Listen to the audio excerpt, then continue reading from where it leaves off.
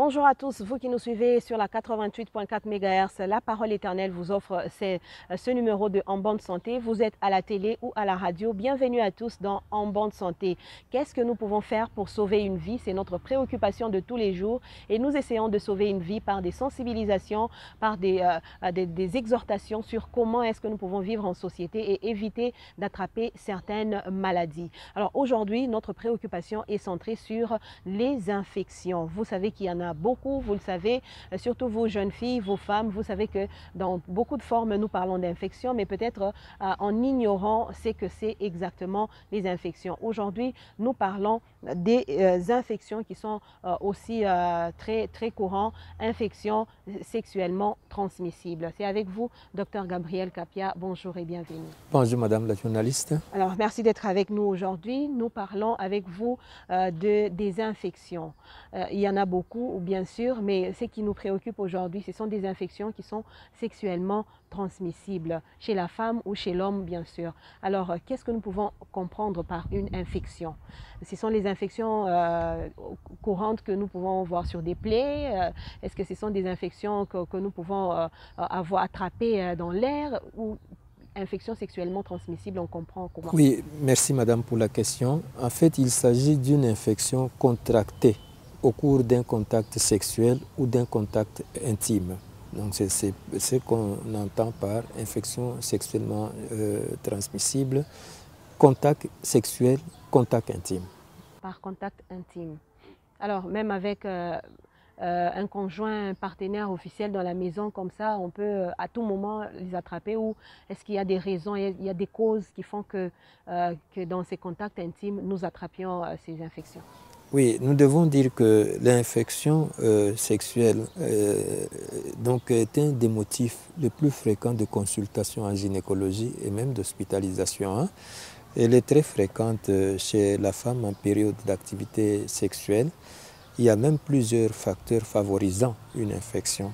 C'est par exemple l'âge précoce lors des premiers rapports sexuels. Donc cela favorise les infections parce qu'il y a une immaturité biologique. Hein, le corps de la jeune fille n'est pas tout à fait mûr. Déjà à 13-14 ans, elle commence l'activité sexuelle. Elle va se retrouver plus souvent infectée. Le fait aussi d'avoir plusieurs partenaires sexuels et d'avoir des rapports non protégés avec plusieurs partenaires sexuels, c'est un facteur de risque aussi. Il y a aussi d'autres maladies associées, telles que l'immunodépression, qui favorisent justement les infections. Le fait qu'une personne a le sida, elle va faire plus souvent les infections. Le fait de porter un stérilet comme méthode contraceptive, on peut se retrouver aussi plus souvent infecté. Il y a aussi d'autres modes de rapports sexuels, par exemple des rapports par voie orale, par voie anale, et cela peut aussi entraîner plus d'infections. Donc il faut reconnaître que l'infection est très fréquente chez la femme en période d'activité sexuelle. Alors quand on commence les activités sexuelles trop jeunes, on a le risque d'attraper ces infections sexuelles. Alors, là, on parle de la femme. Est-ce que l'homme aussi c'est le même cas? Est-ce que le garçon qui a commencé très tôt peut aussi attraper et transmettre ces infections sexuellement? Effectivement. Que ce soit l'homme, que ce soit la femme, le mode de vie sexuel influence beaucoup notre susceptibilité à l'infection. Par exemple, une jeune fille vierge, elle ne viendra jamais chez un médecin gynécologue pour une infection, c'est exceptionnel.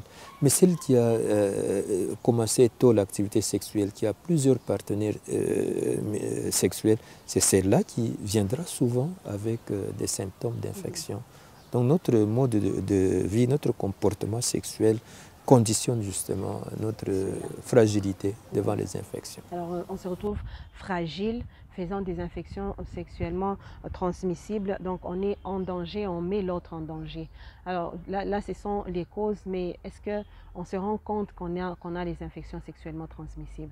Est-ce qu'il y a des signes qui signalent et chez l'homme et chez la femme? Là, j'aimerais vraiment souligner parce qu'aujourd'hui, on commence à croire qu'il n'y a que la femme qui peut faire des infections et transmettre. Est-ce que et chez l'homme et chez la femme, on peut avoir des signes alarmants qui signalent que là, attention, vous êtes déjà atteint? Oui, commençons par la femme. il y a des symptômes qui attirent l'attention, notamment des pertes blanches en quantité excessive. Donc il y a, à l'état normal, il y a une quantité modérée de pertes, parce qu'il ne faut pas croire que le vagin est complètement sec. Non, il y a quand même une sécrétion normale. Normal, oui. Mais si vous constatez que les pertes sont abondantes, coulent même à l'extérieur, elles ont une mauvaise odeur, une odeur offensante, elles ont une coloration bizarre, jaunâtre, verdâtre, hein, donc elles entraînent des chatouillements, l'envie de gratter. Vous vous dites que ça, ce n'est pas normal. Hein. Et si bien sûr on laisse les choses évoluer, c'est alors que d'autres signes plus graves vont commencer. Des douleurs au bas-ventre, hein, qui peuvent être même très aiguës parce que l'infection va progresser. Partant du vagin, nous allons vers le col, l'utérus, les trompes, la cavité. Donc au fur et à mesure que l'infection progresse, les symptômes deviennent plus importants et plus menaçants pour la vie de la personne. Donc c'est pour ça que dès qu'une femme constate déjà quelque chose d'anormal, il ne faut pas dire ça va passer. Au contraire, ça risque de progresser vers l'intérieur. Et vous savez aussi que les organes génitaux sont aussi les organes de la reproduction. Donc il ne faut pas prendre les infections à la légère, parce qu'une infection peut aboutir à la stérilité de la femme, ou même chez l'homme aussi. C'était juste une infection, mais ça amène à la stérilité. Oui, parce que vous l'avez négligée en croyant qu'elle pouvait peut-être passer, donc alors qu'elle évolue, faire des douleurs plus graves, une infection des trompes, une infection dans le petit bassin, peut-être même une infection dans toute la cavité. Donc il ne faut pas donc négliger cela. Donc à part les signes tels que des pertes anormales, des douleurs, il y a d'autres signes qui peuvent être sous forme de plaies génitale. Vous constatez une plaie génitale, ce n'est pas normal. Hein? Donc il ne faut pas dire non, ça va passer. Ça a commencé comme ça. Non, non, non. Dès que vous constatez une plaie, il faut consulter. Parce que prenons le cas de la syphilis. C'est une plaie qui ne fait même pas mal. Mais quand vous la laissez sans traitement, ça va évoluer. Hein, vers la syphilis secondaire, vers la syphilis tertiaire. Autrefois, d'ailleurs, la syphilis tertiaire conduisait à la folie. Quelqu'un devenait fou parce qu'il avait négligé justement la syphilis. Ça va jusqu'au cerveau? Oui, quand ce n'est pas traité. Donc c'est pour ça que toute infection, tout signe d'infection doit attirer l'attention. Plus on consulte, plus le traitement est précoce, léger, et mieux on prévient les complications. Donc c'est important. Il y a bien sûr d'autres signes, même généraux, qui peuvent signaler aussi une infection. Quand l'infection est sévère, il peut y avoir des maux de tête, de la fièvre, des courbatures, parce que l'infection est maintenant même généralisée. Hein. Là, nous disons d'une façon générale. Hein, donc. Mais parfois aussi, il n'y a aucun signe d'infection. C'est ce que nous appelons des infections asymptomatiques. Oui, parce qu'à ce moment-là, l'homme est comme un porteur, ou bien la femme est porteuse saine. C'est seulement ses partenaires qui vont constater, après avoir été avec la personne en question, que tiens, à ce moment on se dit, mais après avoir été avec telle personne, je me retrouve avec des pertes purulentes, avec des douleurs au niveau du pénis, des testicules. À ce moment-là, ça peut aussi attirer l'attention que tiens, ça, même dans un couple, même si la femme constate que chaque fois elle a des signes d'infection, et puis après un traitement antibiotique, ça reprend, il faut s'interroger. Même si le mari n'a pas de symptômes, c'est peut-être un porteur sain. C'est pour ça souvent, quand nous traitons une infection, nous traitons en principe le couple. C'est mieux de traiter le couple, comme ça le cercle vicieux est coupé. Parce que quand vous traitez, même si une femme a plusieurs partenaires, l'idéal c'est que tous ces partenaires-là soient traités. Sinon, c'est un cercle vicieux. Ça revient et on va dire que non, le traitement n'était pas correct, les antibiotiques n'étaient pas... Non, non, ce sont des réinfections, donc, tout simplement. Alors, une jeune fille pose la question de savoir pourquoi est-ce qu'elle, n'ayant jamais connu d'homme, elle constate quand même qu'elle a des infections régulièrement, n'ayant jamais connu d'homme. Donc, c'est une fille vierge qui n'a pas eu des rapports intimes avec un homme, mais à tout moment, régulièrement, elle a des infections, donc chatouillement, perte blanche, et exagéré bas-ventre qui fait mal. Qu'est-ce qui se passe? Est-ce que c'est comme ça peut aussi commencer de cette façon? Oui, il peut s'agir aussi d'une mauvaise hygiène intime. C'est pour ça que dès que les filles sont pubères, il faut aussi que les mamans justement apprennent à leurs filles quand même de bien nettoyer la région intime. hein, le matin, n'est-ce pas, le soir, avant de dormir, chaque fois qu'on a été aux grands besoins. Donc il faut aussi bien veiller, parce qu'une mauvaise hygiène, vous allez vous retrouver plus souvent infecté. Hein, donc à cause de votre propre mauvaise hygiène. Mais bien sûr, nous vivons aussi à l'époque de la pandémie du sida. Une jeune fille peut être née d'une mère séropositive, peut-être elle peut être aussi sur un terrain d'immunodépression, tout en étant vierge. Mais étant donné qu'elle est née d'une mère séropositive, et peut-être qu'elle peut être sur un terrain déprimé, tout en étant vierge, elle peut constater cela. Mais l'essentiel, dès que vous constatez que cela revient souvent, c'est mieux donc au moindre signe d'appel, consulter. Et parfois aussi, nous conseillons, donc, à part l'hygiène là, on peut aussi proposer des solutions acidifiantes qui augmentent l'acidité du vagin. Comme ça va réduire la fréquence des infections. Chez les femmes prédisposées à faire des infections. Parce qu'il y a aussi une prédisposition personnelle. Il y a des femmes, des personnes qui sont plus susceptibles de faire une infection par rapport à une autre. Donc, c'est comme la malaria. Donc il n'est pas dit que quand le moustique pique tout le monde dans la maison, tout le monde va faire la malaria. Non, il y a aussi la susceptibilité personnelle. Telle personne va faire la malaria dans la même maison, l'autre pas du tout. Donc il y a aussi la susceptibilité individuelle. Mais pour celles qui sont très fragiles, veiller à une bonne hygiène intime, au besoin même utiliser une solution acidifiante. Oui. Alors vous avez parlé de l'acidité de l'organe de la femme qui doit être augmentée. Est-ce que la femme peut arriver à se diminuer l'acidité par elle-même et ça fait que ça lui cause des infections? Par quoi? Par le lavage avec le savon par exemple? Oui, c'est pour ça qu'il faut éviter des toilettes excessives. Donc, il ne faut pas être obsédé. Donc avec des toilettes excessives avec le savon, vous allez perturber le milieu acide et vous allez vous retrouver plus souvent infecté parce que vous perturbez. En fait, la meilleure protection, elle est naturelle. Les infections sont rares d'une façon générale, donc, parce que la nature nous protège. Vous voyez déjà la vulve, il y a une peau épaisse, il y a déjà une coalescence. Le vagin, ce n'est pas un canal ouvert, non, ce sont des parois qui se collent, n'est-ce pas? Ce sont des facteurs de protection. Il y a un pH, donc l'acidité du vagin qui est là, grâce à certaines bactéries. Donc ce qui fait qu'il ne faut pas exagérer les toilettes avec les savons de façon excessive, vous allez perturber. Donc vous pensez que vous vous lavez à tout moment, c'est ça qui ça peut aussi occasionner. Donc se laver, nous pensons que par exemple 3 fois par jour avec de l'eau, éviter des solutions alcalinisantes au niveau du vagin, des toilettes excessives, parce que vous allez perturber les mécanismes naturels. Ce qui nous protège mieux, c'est la nature. Ce n'est pas le savon, ce n'est pas l'excès de toilette. Alors, il y a des risques. Il y a des risques pour mais les parfois femmes aussi, il y a certains moments où il peut y avoir une diminution de l'acidité. Par exemple, chez la femme enceinte. C'est comme ça que la femme enceinte va se retrouver, même sans rapport sexuel, elle va se retrouver plus souvent infectée du fait de la grossesse. Mais là, nous traitons à la ménopause, par exemple. On sait aussi qu'il y a une diminution des estrogènes, ce qui fait que même le vagin est plus fragile, il est plus vulnérable à l'infection.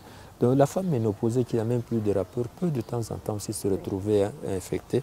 Mais l'essentiel, c'est que dès qu'on constate les signes, il faut consulter pour éviter des complications. Il faut consulter, on se le dit toujours.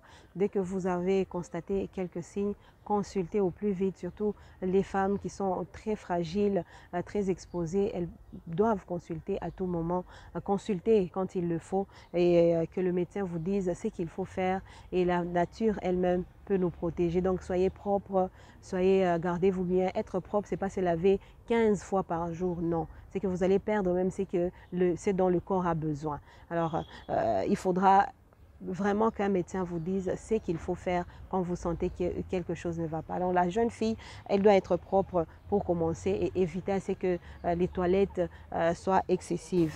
Alors, je voudrais ajouter ceci. Oui, quand docteur. on fait la toilette intime, il faut éviter de partir avec votre gant de la région anale vers la vulve.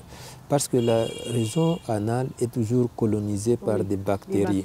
Donc c'est mieux de faire un mouvement en sens inverse. Vous partez de la vulve, de devant vers l'arrière. Mais il ne faut pas partir de derrière. Là, vous allez ramasser les microbes de la région anale, vous les amenez vers la vulve. C'est un geste qu'il faut éviter quand vous faites la toilette intime. C'est ça, il faut savoir comment le faire. Donc, savoir comment se laver, c'est aussi très important, de devant vers l'arrière et non de l'arrière vers l'avant, parce qu'on prend toutes les bactéries de derrière pour les amener en avant et on se crée des problèmes. Alors tout à l'heure, je me demandais s'il y avait des risques pour les femmes qui font des infections à répétition. Vous avez déjà cité quelques risques comme la stérilité, par exemple, vous en avez cité ici en passant, mais est-ce qu'il y a d'autres risques comme ça? Parce qu'il faut qu'on sache ce qui nous attend quand on ne se prend pas en charge normalement. Oui, nous avons dit que parmi les complications, la plus sérieuse, c'est la stérilité, notamment quand les trompes sont bouchées. Donc, parce que l'infection qui progresse va partir du vagin vers l'utérus, vers les trompes. Les trompes sont des organes très fragiles vis-à-vis de l'infection et souvent elles vont se dilater et se boucher. C'est la cause la plus fréquente de la stérilité féminine dans notre milieu. Nous avons établi cela même dans une étude antérieure à Kinshasa quand nous étions de ce côté-là. Donc c'est la cause la plus fréquente. Environ une femme sur deux qui est stérile l'est à cause des trompes bouchées par l'infection. Et vous savez très bien que la stérilité féminine, c'est une cause fréquente de divorce aussi. Donc il faut prendre l'infection très au sérieux. Dès le moindre signe, consulter un médecin, donc subir le traitement correctement, et comme ça vous allez éviter les complications. Mais même s'il y a d'autres complications, ce sont des douleurs chroniques. Donc, c'est-à-dire que l'infection est devenue chronique, comme par exemple une salpingite chronique, une infection chronique des trompes. C'est une cause de douleur qui ne passe pas. Vous allez prendre des antibiotiques, des anti-inflammatoires, mais la douleur est toujours là parce que les tissus sont devenus fibrosés à cause de l'infection. C'est aussi donc une complication des infections. Il y a aussi les grossesses extra-utérines. Vous avez déjà entendu parler d'une grossesse qui n'est pas dans la cavité, mais qui est dans la trompe. Eh bien, ça, c'est souvent les séquelles des infections. Donc, une infection qui n'a pas été bien traitée, elle a diminué la lumière de la trompe. Et comme ça, quand la fécondation a lieu, au lieu que l'œuf arrive dans la cavité utérine, l'œuf est bloqué parce que la lumière de la trompe est diminuée. Et c'est une grossesse extra-utérine. Et si elle n'est pas diagnostiquée à temps, donc, elle peut se rompre et conduire au décès. Oui, au décès. Même par exemple, parmi les complications infectieuses, quand l'infection arrive à une pelvipéritonite, à une péritonite, à une septicémie, le danger de mort est imminent.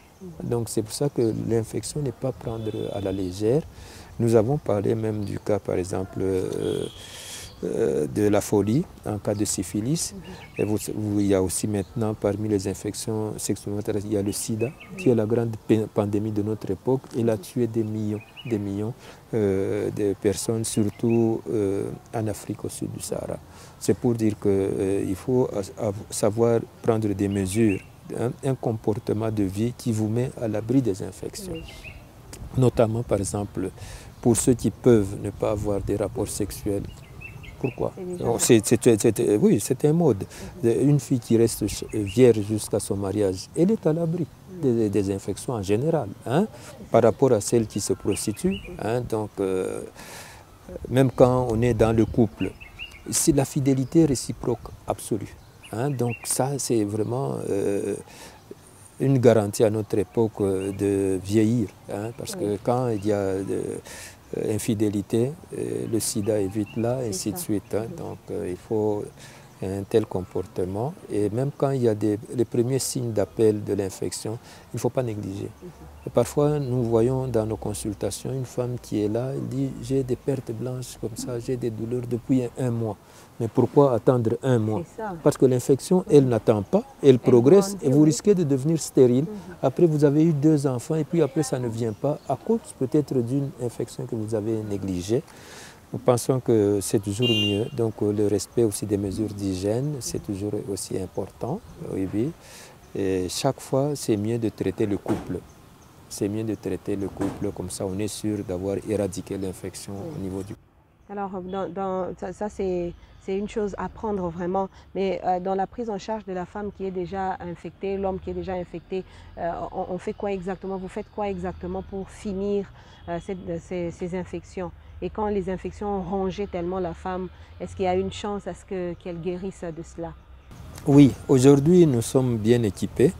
Donc, pour soigner correctement les infections, parce que, à part l'examen clinique, où nous allons voir les signes cliniques des infections, nous pouvons faire aussi des prélèvements biologiques. C'est-à-dire que ces pertes purulentes-là, on peut prélever, amener au laboratoire.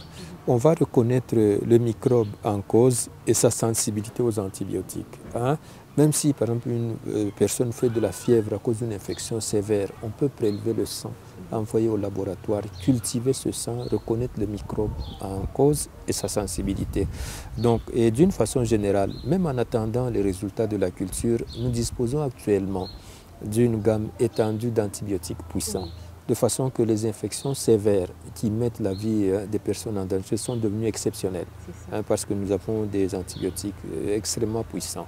Oui, oui, donc, et c'est pour ça aussi, dans notre milieu, évitons l'automédication avec les antibiotiques. Cela va créer des résistances de la part des microbes. Donc, parce que dans notre pays, on entre dans une pharmacie, on demande clamoxyl, on demande tétracycline sans ordonnance. C'est une mauvaise pratique qui fait que les microbes deviennent de plus en plus résistants. Oui.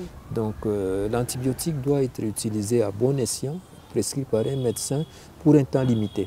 Mais nous, dans notre pratique ici, je crois que... régulièrement, surtout quand on revient des règles, on se dit qu'il faut prendre des antibiotiques pour éviter les infections. Non, ce n'est pas nécessaire. Les règles, c'est un mécanisme naturel. Hein? Et donc, à l'état normal, il ne faudrait pas que toutes les femmes, après les règles, se mettent à prendre des antibiotiques. Pas du tout. Il faut juste observer les règles d'hygiène pendant la menstruation. Il n'est pas indiqué, en dehors des signes d'infection, de prendre systématiquement des antibiotiques après les règles. Ce n'est pas nécessaire. Ce n'est pas nécessaire et c'est très dangereux. Oui, oui, c'est ça. Alors, la femme doit se prendre en charge, l'homme aussi doit se prendre en charge pour éviter que ces infections ne le nuisent. Aujourd'hui, nous parlons des infections sexuellement transmissibles parce qu'il y en a beaucoup et nous parlons d'une catégorie de ces infections et comment est-ce que nous pouvons lutter contre, comment nous pouvons éviter d'attraper ces infections sexuellement transmissibles pour se protéger et protéger le conjoint. Alors, on finit par ce conseil médical qui est très important. Vous, en tant que médecin, qu'est-ce que vous dites à la jeune fille, à la femme ou à l'homme qui est en train de nous suivre en ce moment en tant que médecin? Qu'est-ce qu'il faut qu'on fasse? Qu'est-ce qu'il faut qu'on Oui, arrête? pour éviter les infections, nous pouvons conseiller à la jeune fille, aux jeunes garçons qui ne sont pas encore mariés, de se garder chaste. Parce qu'aujourd'hui, on dirait que la chasteté n'est plus une vertu. Hein? Mais si, c'est une vertu parce que ça vous met à l'abri des infections, dont le sida. Hein? Donc, et cela, même la virginité, c'est une valeur culturelle. Il ne faudrait pas qu'on puisse la déconsidérer. Mais pour ceux qui ont déjà commencé l'activité sexuelle, c'est mieux de limiter le nombre de partenaires. Limitez-vous à une personne plutôt que d'avoir plusieurs partenaires, puisque là, vous augmentez le risque. Et même quand il y a des rapports comme ça, vous pouvez utiliser les préservatifs. Cela vous met à l'abri des infections, même d'une grossesse non désirée pour les jeunes filles. Hein. Et donc l'utilisation des préservatifs aussi est à conseiller. Et pour les couples qui sont donc mariés, la fidélité réciproque, c'est la garantie d'arriver à la vieillesse. Parce que si vous constatez bien dans nos cimetières, regardez l'âge des personnes décédées. Vous serez frappé par le fait que ce sont des personnes jeunes. Regardez. Donc ça nous interpelle. Ne soyons pas hypocrites. Ça signifie que beaucoup de personnes qui sont décédées prématurément, peut-être l'ont été sur terrain de sida. Il ne faut pas se voiler les yeux, parce que comment expliquer que les jeunes meurent plus souvent que les vieux? C'est ça. Oui, oui. Donc nous pensons que ces mesures-là de précaution personnelle sont très importantes, il ne faut pas négliger. Mais maintenant aussi, au moindre signe d'appel, ne faites pas l'automédication, consultez un médecin, c'est lui qui saura quel médicament vous prescrire correctement. Et ça va vous éviter d'aller de complication en complication. Oui. Alors c'est dit et c'est à prendre aujourd'hui les infections sexuellement transmissibles, notre préoccupation et le mot est dit par notre bouche autorisée d'aujourd'hui. Il y a beaucoup de choses que nous devons éviter de faire et beaucoup de choses que nous négligeons, que nous ne faisons pas et cela nous conduit à des infections à répétition, des infections sexuellement transmissibles avec beaucoup de risques à la longue et la femme aujourd'hui se retrouve stérile. La cause, l'une des causes de la stérilité chez la femme, on découvre aujourd'hui que parmi les causes de la stérilité chez la femme, il y a aussi ces infections qui sont mal soignées, qui ne sont pas peut-être prises en charge, qui ont été négligées par la femme et l'homme d'ailleurs. Alors, il y a beaucoup de choses aujourd'hui que nous devons prendre en compte pour éviter que ces infections sexuellement transmissibles ne deviennent un problème pour notre vie. Nous devons nous lever et faire quelque chose. Alors, merci beaucoup, docteur, pour cet enrichissement, parce qu'on a découvert beaucoup de choses aujourd'hui. On se retrouve prochainement pour un autre numéro. Merci, madame. En bonne santé, c'est fini pour aujourd'hui. Merci à vous qui nous avez suivis à la radio et à la télévision sur nos comptes YouTube et Facebook. Nous nous retrouvons prochainement pour un autre numéro de En bonne santé. Restez en bonne santé, restez en vie. Au revoir et à la prochaine.